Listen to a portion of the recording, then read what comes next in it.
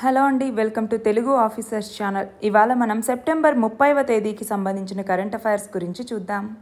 మన first article చూడండి. వాతావరణ మార్పుల వల్ల టెంపరేచర్ అనేటటువంటిది పెరుగుతోంది, దాంతో సీజన్స్ అనేవి మారుతూ ఉన్నాయి అన్నట్టుగా. మనం చూస్తే దాదాపు 124 సంవత్సరాల తర్వాత ప్రస్తుత వానాకాలంలో చాలా వర్షాభావం అనేటటువంటిది మనం చూసాము. అయితే ఇక్కడ మనం గమనిస్తే ఈ వర్షాలు అనేవి సాధారణ స్థాయిలో లేకపోవటం వల్ల, అంటే వర్షాభావ పరిస్థితులు రావటం వల్ల ఇటు వ్యవసాయం అగ్రికల్చర్ కానివ్వండి, అగ్రికల్చర్తో పాటు ఇటు విద్యుత్ ఉత్పత్తికి సంబంధించి అంటే పవర్ సెక్టార్కి సంబంధించి, అలాగే పవర్ యూసేజ్కి సంబంధించి ఇతర చాలా రంగాల మీద కూడా ప్రభావం అనేది పడింది. అంటే ఇక్కడేంటి, వర్షాలు సరిగ్గా రాకపోతే వరదలు అనేవి రావు, వరదలు రాకపోతే జల విద్యుత్ ఉత్పత్తి అనేది తగ్గిపోతుంది, అంటే పవర్ సప్లై అన్నటువంటిది తగ్గుతుంది.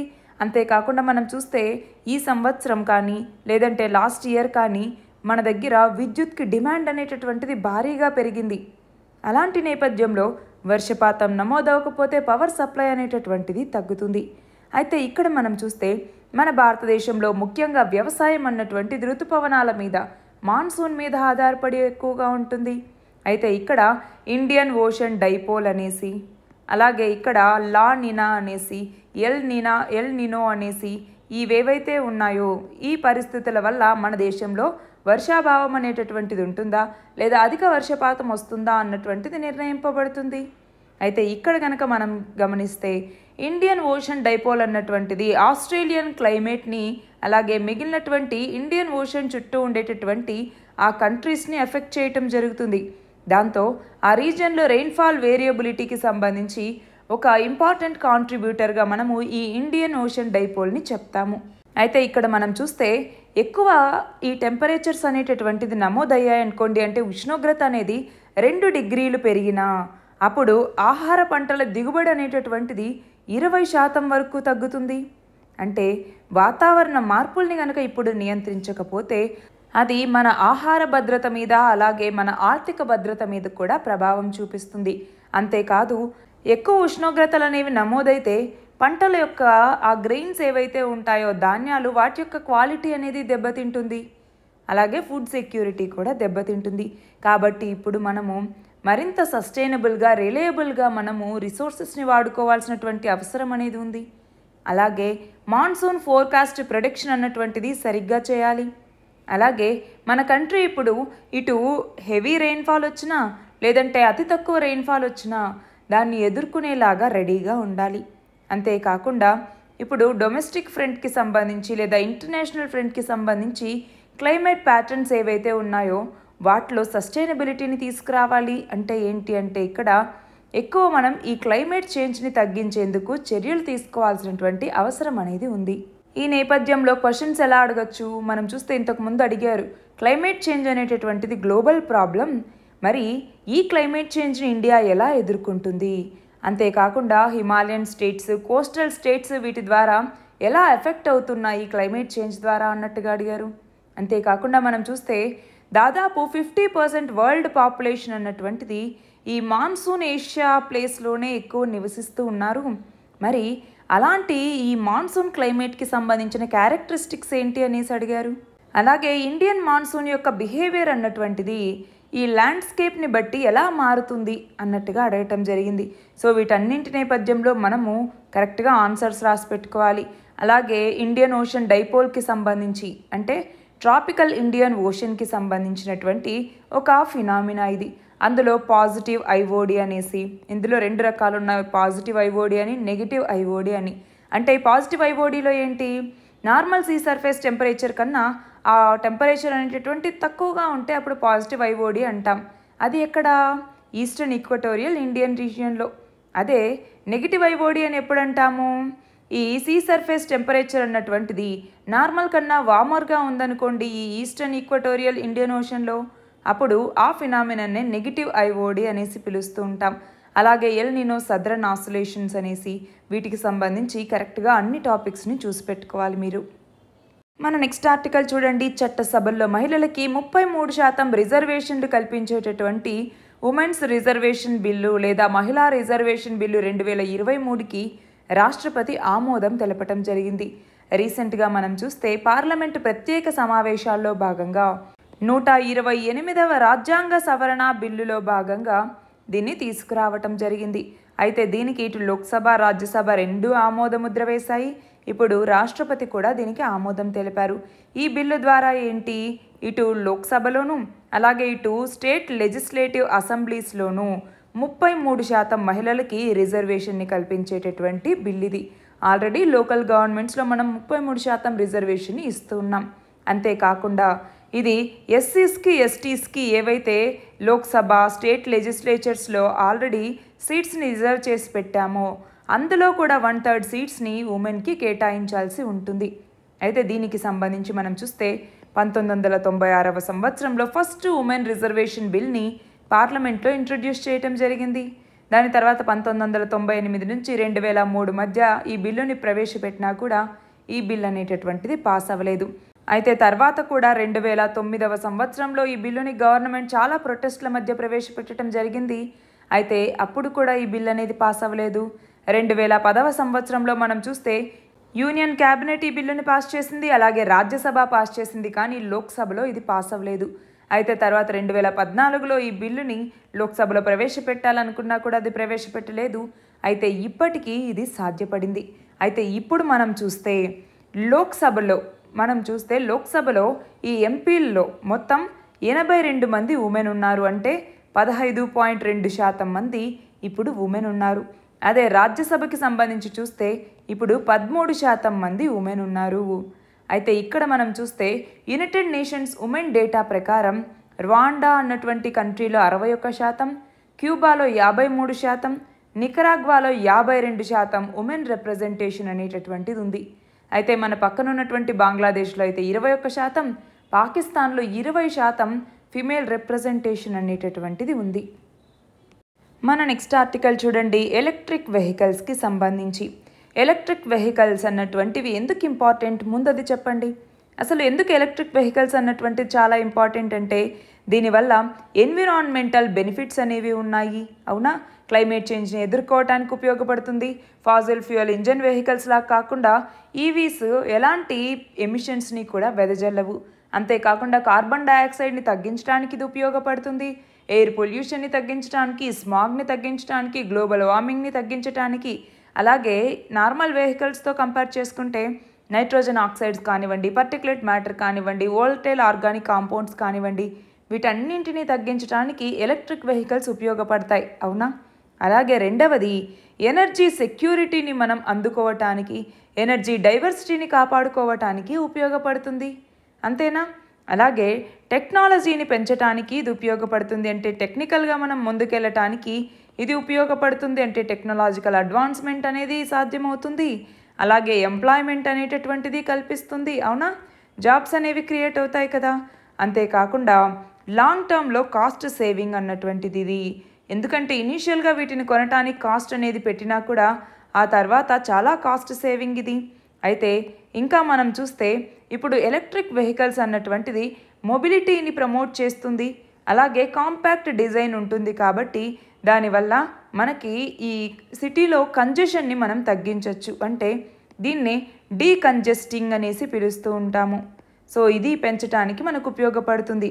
అయితే ఈ ఎలక్ట్రిక్ వెహికల్స్కి సంబంధించి ఇన్ని ఉపయోగాలు ఉన్నాయి. మరి దీనికి సంబంధించినటువంటి ఛాలెంజెస్ ఏం లేవా అంటే చాలా ఛాలెంజెస్ ఉన్నాయి. ఏంటి, ఇందాకే చెప్పుకున్నాం. ఒకటి, ఇనీషియల్ కాస్ట్ అనేటటువంటిది దీనికి చాలా ఎక్కువ.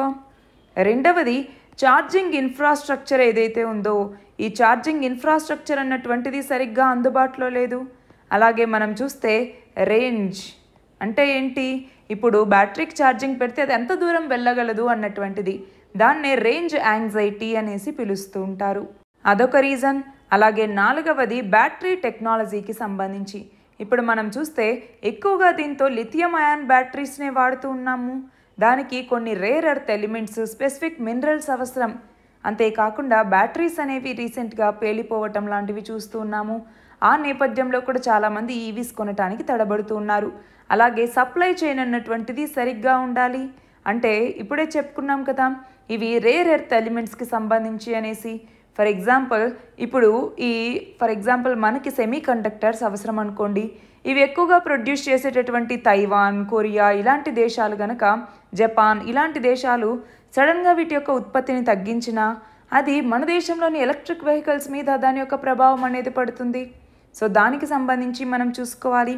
అలాగే నార్మల్ వెహికల్స్తో కంపేర్ చేసుకుంటే ఇందులో ఆప్షన్స్ అంటే మోడల్ ఆప్షన్స్ అనేవి చాలా తక్కువగా ఉంటాయి ఎలక్ట్రిక్ వెహికల్స్కి సంబంధించి.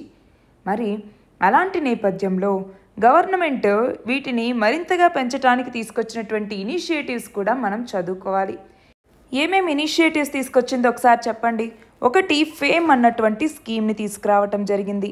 ఫేమ్ అంటే ఏంటి? Faster adaptation and manufacturing of electric vehicles scheme అంటాము. ఇందులో భాగంగా ఫేమ్ స్కీమ్ 2ని అమలు చేస్తున్నాము, అవునా? ఇది కాకుండా national electric mobility mission plan అన్నటువంటి దాన్ని తీసుకురావటం జరిగింది, అవునా? దీని ద్వారా ఏంటి? హైబ్రిడ్ మరియు ఎలక్ట్రిక్ వెహికల్స్ యొక్క సేల్స్ని పెంచాలన్నటువంటి లక్ష్యంగా దీన్ని తీసుకొచ్చారు. ఇది కాకుండా ఇంకా ఏం తీసుకొచ్చారు? ప్రొడక్షన్ లింక్డ్ ఇన్సెంటివ్ స్కీమ్ లేదా పిఎల్ఐ స్కీమ్ అన్నటువంటి దాన్ని ఈ ఎలక్ట్రిక్ వెహికల్స్ అలాగే ఎలక్ట్రిక్ కాంపోనెంట్స్ యొక్క మ్యానుఫ్యాక్చరింగ్ కోసం తీసుకురావటం జరిగింది. అలాగే వెహికల్ స్క్రాపేజ్ పాలసీ, ఏంటి?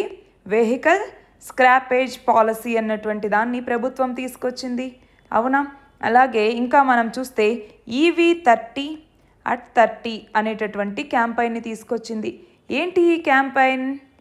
మనం చూస్తే దీని ద్వారా 30% కొత్త వెహికల్స్ని 2030 కల్లా పెంచాలన్నటువంటిది లక్ష్యంగా EV30 at 30 అనేటటువంటి క్యాంపైన్ని తీసుకొచ్చారు.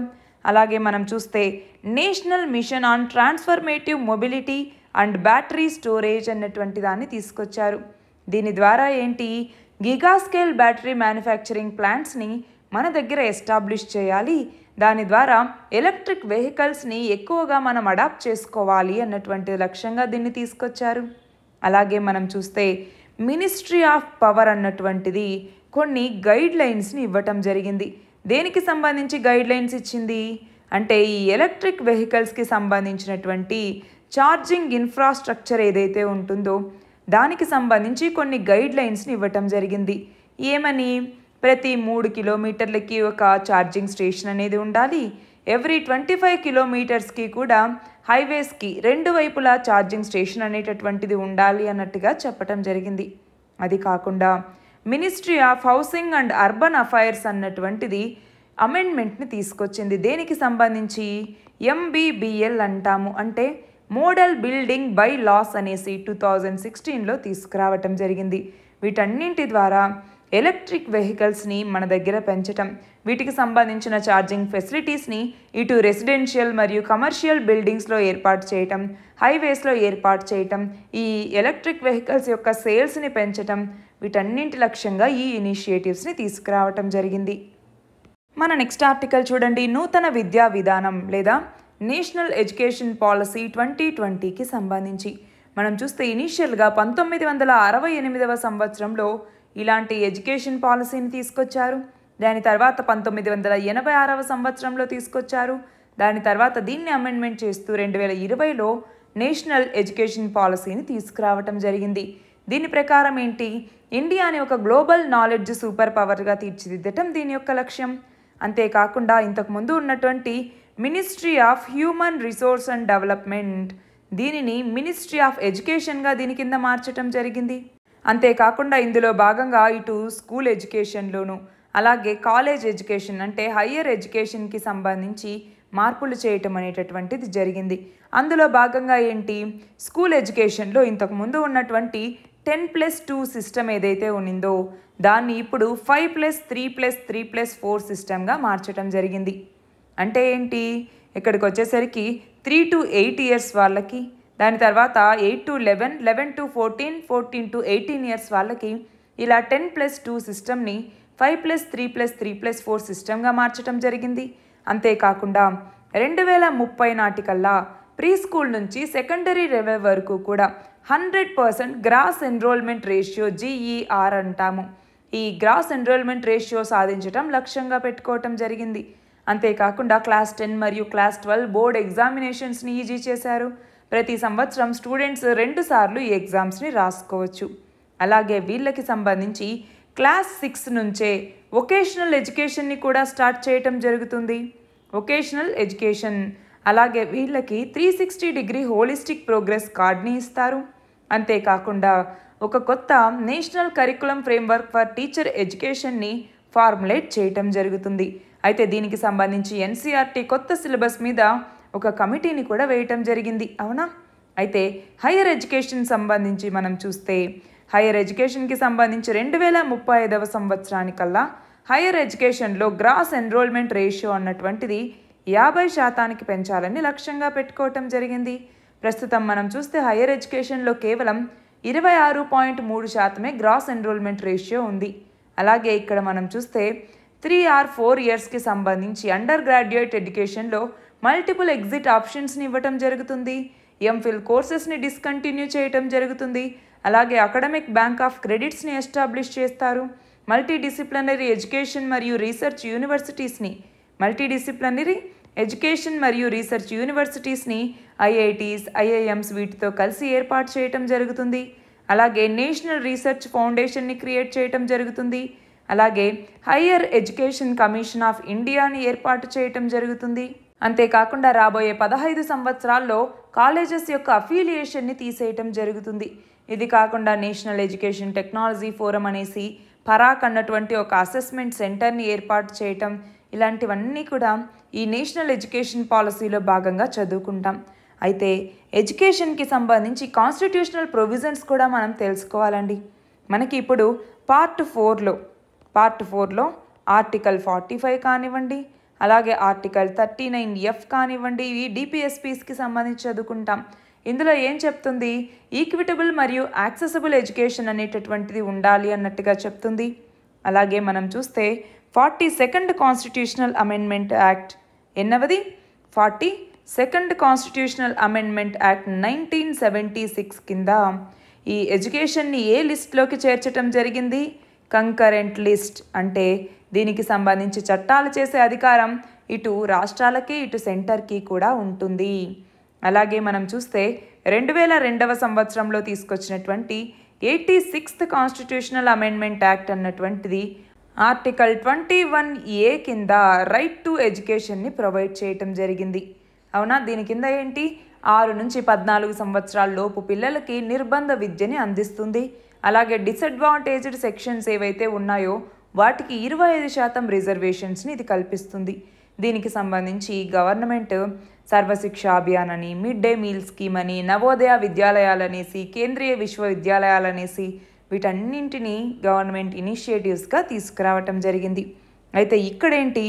మన దేశవ్యాప్తంగా నూతన విద్యా విధానాన్ని అమలు చేయటం కోసం యూనివర్సిటీ గ్రాంట్స్ కమిషన్ అన్నటువంటిది దేశవ్యాప్తంగా 262 ఉన్నత విద్యా సంస్థల నుంచి 721 మంది సారథుల్ని ఎంపిక చేయటం జరిగింది. అందులో తెలంగాణలో 6 విద్యా సంస్థల నుంచి 18 మంది, ఆంధ్రప్రదేశ్లో 8 విద్యా సంస్థల నుంచి 23 మందిని ఎంపిక చేయటం జరిగింది. వీళ్ళేంటి? ఆ విద్యా సంస్థల యొక్క ప్రాంగణాల్లో ఈ జాతీయ విద్యా విధానం గురించి ప్రచారం చేస్తూ ఇందులో తోటి విద్యార్థుల భాగస్వామ్యాన్ని పెంచడం జరుగుతుంది. మన నెక్స్ట్ ఆర్టికల్ చూడండి. పోక్సో చట్టం 2012లో ఒక సవరణను తీసుకొచ్చి లైంగిక సమ్మతి వయసుని 18 సంవత్సరాల నుంచి తగ్గించాలి అన్నట్టుగా వచ్చినటువంటి ప్రతిపాదనకి లా కమిషన్ ఏం చెప్తోంది? లేదు, లైంగిక సమ్మతి వయసు 18 ఏళ్లుగానే ఉంచండి, దీన్ని గనక తగ్గిస్తే అనర్థాలు అనేవి తలెత్తుతాయి అన్నట్టుగా ఇక్కడ లా కమిషన్ చెప్తోంది. మనం చూస్తే ఇంతకుముందు బాలబాలికల యొక్క లైంగిక సమ్మతి కనీస వయసుని 18 నుంచి 16 ఏళ్లకు తగ్గించాలి అన్నట్టుగా చాలా న్యాయస్థానాలు చెప్పాయి. ఆ నేపథ్యంలో లా కమిషన్ ఈ హెచ్చరికల్ని జారీ చేసింది. అయితే ఇక్కడ చూడండి, మనం చూస్తే 2012లో ఈ పోక్సో చట్టాన్ని తీసుకొచ్చాం. దాని ప్రకారం 18 ఏళ్ళు లైంగిక సమ్మతి వయసు మనకి. అయితే ఇక్కడ మనం చూస్తే ఈ చట్టం రాకముందు అమ్మాయిలకి సమ్మతి వయసు ఏమో 16 ఏళ్లుగా ఉండేది, అబ్బాయిలకైతే ప్రత్యేకంగా సమ్మతి వయసు అంటూ ఉండేది కాదు. అయితే మనం చూస్తే 1860వ సంవత్సరంలో బాలికల యొక్క సమ్మతి వయసు 10 సంవత్సరాలుగా ఉండేది. అయితే అప్పట్లో 11 ఏళ్ల అమ్మాయి భర్త బలవంతంగా శారీరక కలయికకు పాల్పడడంతో ఎక్కువ రక్తస్రావమై చనిపోవటం జరిగింది. ఆ నేపథ్యంలో తర్వాత లైంగిక సమ్మతి వయసుని 1891వ సంవత్సరంలో 12 సంవత్సరాలకి పెంచారు.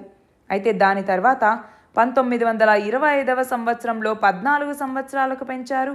1940వ సంవత్సరంలో 16 సంవత్సరాలకు పెంచారు. అయితే 2012వ సంవత్సరంలో పోక్సో చట్టం అమల్లోకి వచ్చిన తర్వాత బాలికల సమ్మతి వయసుని 18 సంవత్సరాలకి పెంచడం జరిగింది. మన నెక్స్ట్ ఆర్టికల్ చూడండి. 2000 రూపాయల నోట్లకి సంబంధించి బ్యాంకుల్లో డిపాజిట్కి ఆర్బీఐ సెప్టెంబర్ 30వ తేదీని చివరి గడువుగా విధించడం జరిగింది. అవునా, దానికి ఇదే చివరి రోజు అన్నట్టుగా ఇక్కడి ఆర్టికల్.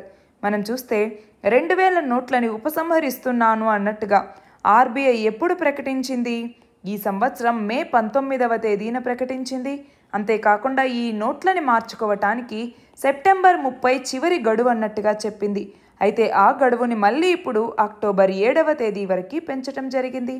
అయితే ఈ నేపథ్యంలో ఇక్కడ చూడండి, మన భారతదేశానికి సంబంధించినటువంటి నోట్ల మీద ఉండేటటువంటి ఆ సింబల్స్ కనుక మనం గమనిస్తే 5 రూపీస్ మీద ట్రాక్టర్ సింబల్ ఉంటుంది.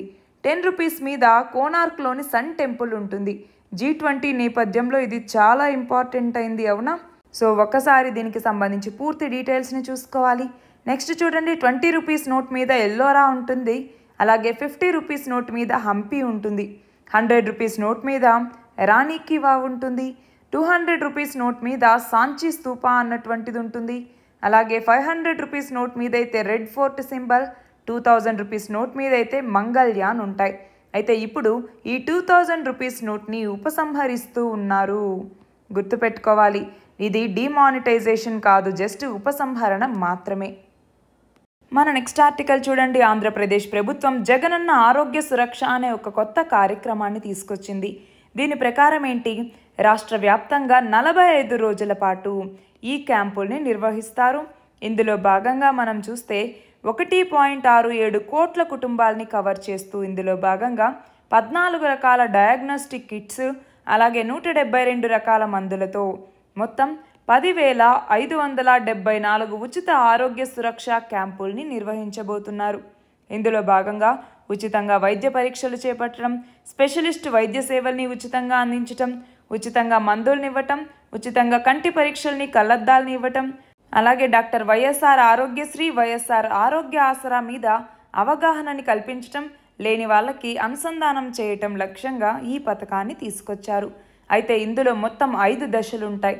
అందులో మొదటి దశ ఏంటి, గృహ సందర్శన, అంటే ఇంటికెళ్ళి చూడటం. రెండవ దశలో ఏంటి, ఉచిత వైద్య పరీక్షలు చేపట్టడం, టోకెన్లను జారీ చేయటం.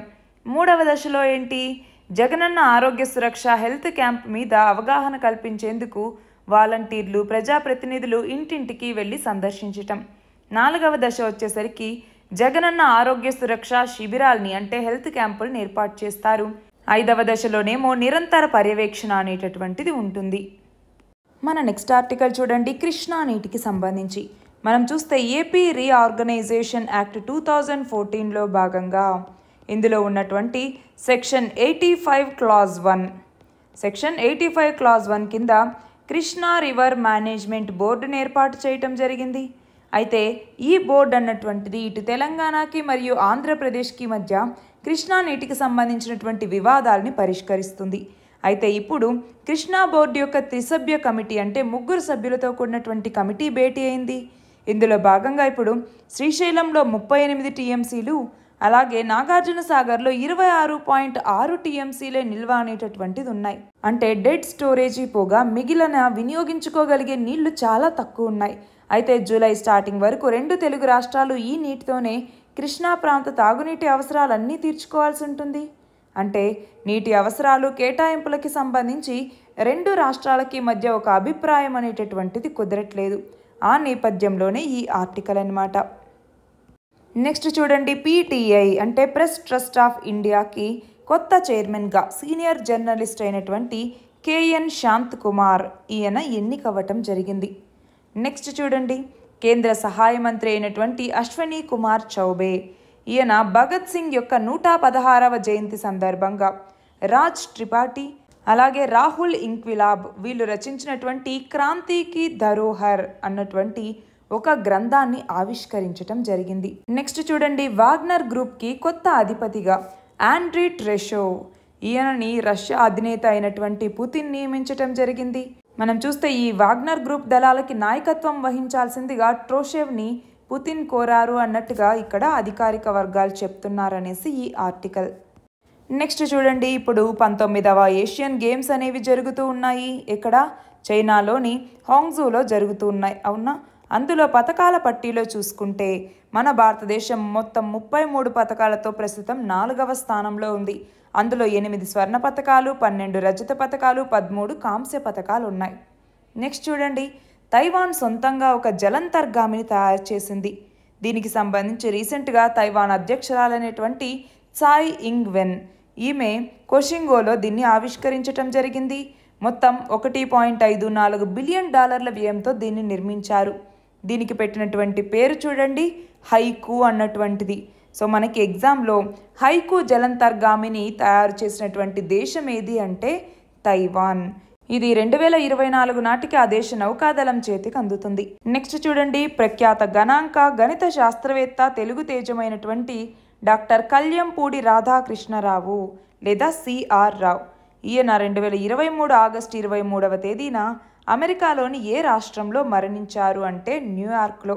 మనం చూస్తే 1945లో కోల్కతాలో మ్యాథమెటికల్ సొసైటీలో ప్రచురితమైనటువంటి ఈయన పరిశోధనా పత్రానికి 2023కి సంబంధించి ఇంటర్నేషనల్ ప్రైజ్ ఆఫ్ స్టాటిస్టిక్స్ అన్నటువంటిది లభించింది.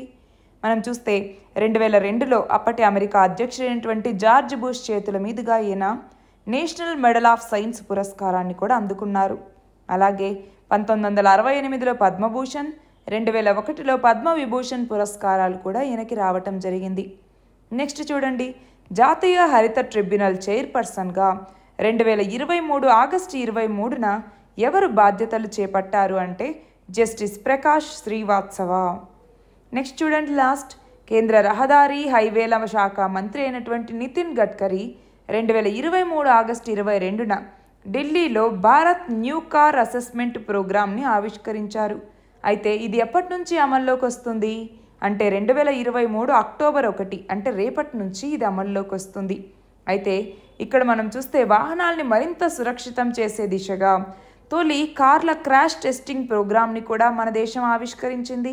అంటే విదేశాలతో పోలిస్తే చౌకగా మన దేశంలో కార్ల క్రాష్ టెస్టింగ్ని నిర్వహించేందుకు ఇది ఉపయోగపడుతుంది.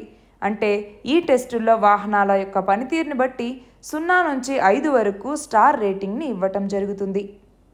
ఇవి ఇవాల్టి important articles. All the very best and thank you very much.